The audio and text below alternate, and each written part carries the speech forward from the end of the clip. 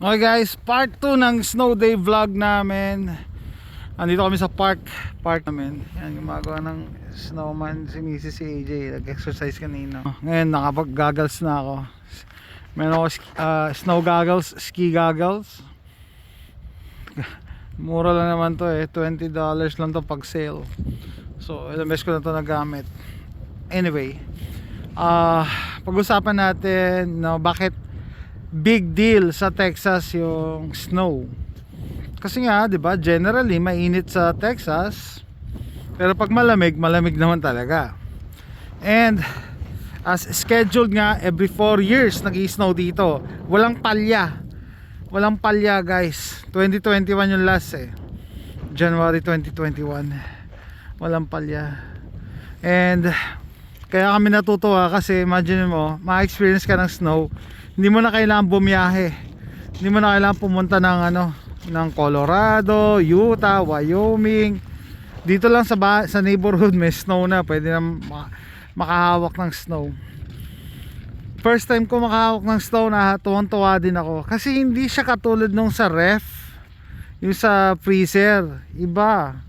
Mas pino siya, tsaka tumatalbog siya sa damit. Hindi siya sabagay, merong wet snow, may dry snow. Pero hindi siya hindi siya yung katulad sa ref basically, no?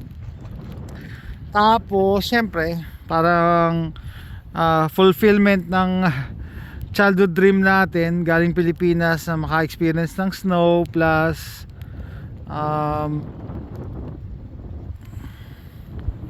dahil nga laki tayo sa tropical country na mainit, malinsangan. Yan, kaya nakakatuwa rin ng maka-experience snow. Pero ito yung pero, hindi kasi raise na sa dulo ng kamay ko. Pero ang snow, guys, maganda lang siya sa una. Pag tumagal, ulitin ko, sabihin sa inyo, magmumura ka na sa lamig. Grabe. Tumatagos sa sa jacket ang lamig. Tagos sa buto. Kahit naka-layer na kami ngayon, may lamig pa rin. So just imagine pag hindi ka prepared sa sa lamig. Kung wala kang snow gear. Like ito, may bata rito dumating, naka sweatshirt lang tsaka naka jogging pants. Kami, meron talaga kami snow gear. Bumibili kami ng snow gear bago pumasok ang summer kasi sale na yung mga pang snow. Sale na. May bata. So sale na. Ako, si AJ kailangan ng hindi pa, gagamitin niya sa mga kuya niya. Yung iba, yung nangangarap tumira sa may snow, nako, pagsisisihan niya yan. Maganda bumisita lang, magbakasyon, may ilang linggo lang, isang buwan. Pero kung araw-araw sa buong buhay mo, ito ang sabi nila, it's frozen hell. Pumunta ba siya sa tubig? Bata. Frozen hell. Grabe. Ang sakit sa buto kasi. Ngayon ko nga na-realize, kaya pala yung mga matatanda dito, pagka retired na, lumilipat sila sa lugar na mainit.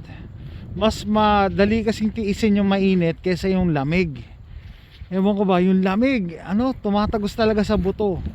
Yung mainit, papawisan ka, maalinsangan, mag-hydrate ka lang, okay lang yun. Mas healthy pa nga yun yung lumalabas yung pawis mo. Pero pag ganito, araw-araw, ilang buwan, nako. Kaya yung iba, nagkakasakit. Isa na dyan yung vitamin D deficiency, yung walang araw. Tapos yung iba SAD, SAD, seasonal affective disorder, nalulungkot pagka gloomy ang panahon, nade-depress. Iba nagsusuicide, pa, yun nga, nananaba, magigain ka ng weight kasi gusto mo nasa loob ka lang ng bahay, naka-heater ka, tapos kain ka lang ng kain kasi nga lamig tapos mas prone ka sa sakit, respiratory illnesses like pneumonia. Pagka sobrang lamig nga, dapat huminga ka pa rin daw sa ilong huwag sa bibig kasi manunuyo yung throat mo, no? Sasakit yung throat mo. Diretso sore throat na yan. Ayan. Oh. So talaga kanina inabagan namin alas 6 ng umaga, no? We're really glad we're in Texas na yung snow dalawang araw lang. Nung 2021 malupit. Ano kasi yun Arctic blast yun, talaga freak of nature yun. 1 week kami may snow nun tapos brown out pa, no? Sabi ng misis ko kanina, buti na lang di nag-brown out. Paano magba-brown out si Trump na yung ha? My right hand hurts. I know left hand. What do you want? Kasi you keep on doing the push-up. My head hurts. Not my left hand. It doesn't matter. So, What do you want? you able to... Don't do push-ups, AJ. Oh, it's one right now. Hey, don't go there. There's water. There's water. Ayun nga, babalikan ko, no? Kung di nyo pa kung di nyo alam, noong 2021 na nagka-Arctic blast dito, brownout, walang power, Texas, no? Ang daming naawa sa Texas. Sabi, kawawa naman Texas, ganyan. Tapos ang daming kumakantsaw. Hindi nyo alam kasi pinag-initan ni Biden yung Texas Kinunan kami ng power dito, kaya AJ, your hands hurt. Tapos nagaganyan ka pa. Kinunan ng power ang Texas, talagang sinadya kasi galit si Biden alam niya namang Republican ng Texas, no?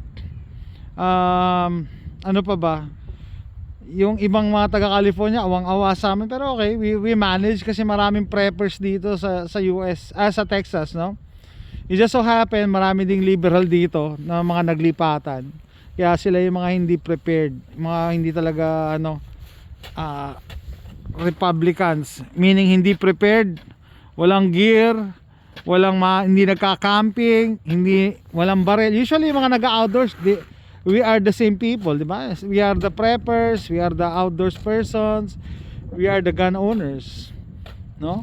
Pero yung mga liberals, kahit ilipat mo ng lugar, ganun pa rin ang thinking nila, no? Asa pa rin. Parang dati, meron kaming kilala taga New York, lumipat dito kinikriticize yung Texas. Man, ganyan yung Texas, hindi prepared sa snow, syempre Texas to what do you expect? Sabi nga namin, ba't di siya bumalik ng New York? Actually, bumalik siya ng New York, wala siyang mahanap na trabaho doon, kaya bumalik ulit dito. And then, they criticize Texas, no? Parang, you criticize the hand that feeds you. Puna ng puna sa Texas, pero ini-enjoy naman niya yung benefits ng Texas, which is freedom, employment, and so forth. Sa New York hindi niya makuha yon, no? Yung mga nakakabwisit umalis ka dun sa lugar na yon dahil liberal, democrat. Pagpunta mo sa isang Republican na state, liberal democrat ka pa rin, ang mindset mo yun pa rin ang binoboto. Ewan ko lang. Ano pa ba? Anyway, ito, no? Ano pa ba gusto nyo malaman regarding sa snow?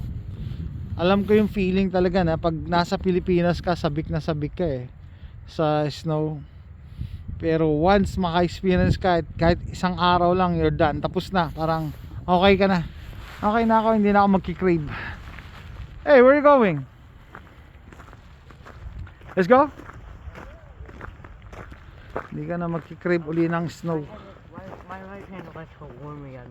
Kasi you keep on touching the floor. The floor is cold. Dad, my right hand was warming up. Mm-hmm. And when you warm up, Careful, in cold environment, the sidewalk is slippery. It's icy. That was a good report. Where's your Uncle Hope? What? Where's your Uncle Hope? James here. Oh yeah, I didn't know that. He's gonna go to work tomorrow. Oh, okay. Yan, pabalik na kami sa bahay. Maginaw na rin Shake your shoes off. Ang daming ice, snow nung shoes mo. Ice and snow. Umidikit sa sapatos Kahit naka wool socks ka, lamig pa rin eh. So yan guys ha, at least pinapakita ko yung buhay dito. Yung misconception na mainit sa Texas. Ay, desierto. Hi. It's not entirely true. It's not entirely true. No? Pag summer mainit, pag winter malamig. No? Ganon. And then meron din ano, weather in between like fall and spring na ano, tama lang. Ayan, ito yung neighborhood namin. Friendly neighborhood. Ito yung nilalakad namin ni AJ everyday pag hinahatid ko siya dun sa school niya. Kasi lumipat na siya, sa middle school na siya. Tapos recently yung middle school wala nang school bus, kaya lalakad na lang. Pero malapit lang kasi. Ayan.